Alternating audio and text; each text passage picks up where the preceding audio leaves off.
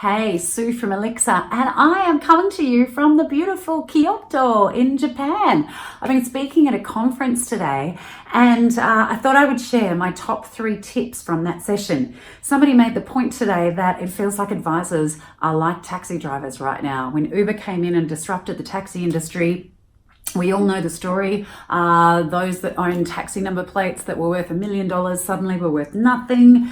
And it kind of feels like that in financial advice right now, that the valuations of businesses even 6 months ago have been completely decimated. Not all of them, because it depends on how your business is structured in terms of how it's valued, but everybody has seen this decrease in value, and it's only going to get worse as more businesses come onto the market for sale, and the supply and demand ratio turns around from where it is right now. So I thought I would share the 3 top tips. That there is where the Uber analogy changes, actually, because I don't think this has got anything to do with robo-advice coming in and digital technology. It's more around the whirlwind or plethora of changes that are facing advice businesses at the moment.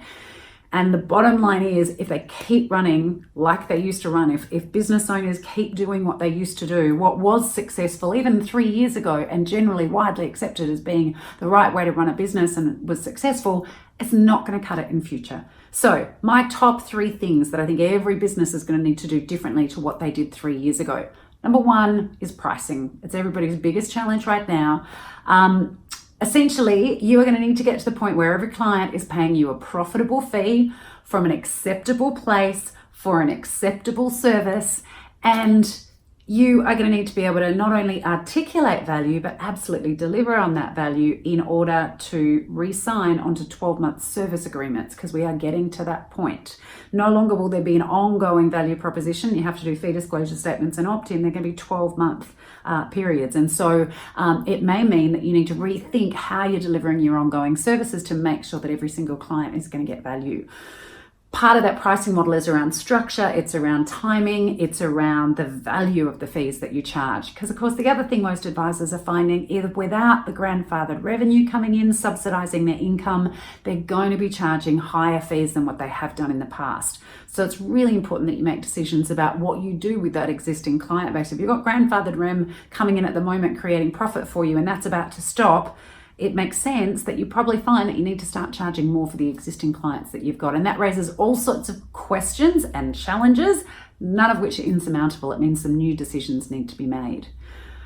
The second thing that you need to do is run it like a business. I know that might sound trite, but the statistics of advisors with business plans is shocking in financial advice. That's got to stop. Advisors need to have a business plan, know what their targets are, know what their projects are, their strategic priorities are for their business. They're going to need to reflect back on those on a regular basis so you can see how you're tracking, not only through this significant period of change to make sure that your change management projects are on track, but thereafter.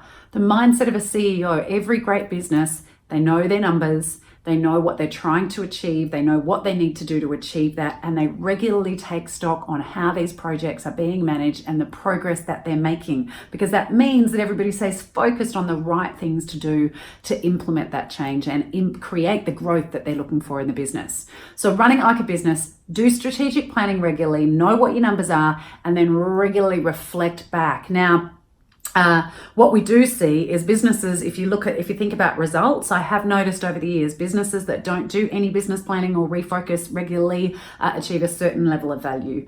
If you do this regularly, if you're disciplined and as a team you put the tools down and stop and take stock on the business regularly by yourself, you get a lift in the profitability and the value of the business. And of course, if you're getting an independent business coach in that helps you reflect on those numbers, keeps you accountable, but also gives you another viewpoint that's not completely too close to the business as you may be, it helps you create the change that you need or shift gears slightly.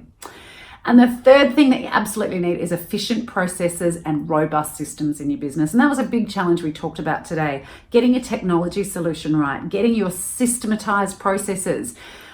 Whether it's technology, whether it's outsourcing, whether it's your team doing things the right way, it should be one way, same way. Now, I know there are differences in client interaction. Sometimes something might not be planned for, but it's really important that your team looks at how you deliver the services in your business and makes increases in efficiency and does things better. Because if you haven't done that exercise in the last 3 years, the options for you, the things that you need to be doing in your business to deliver on your services have significantly changed. Whether it be compliance or technology solutions or anything else, there are different and better ways to implement the services.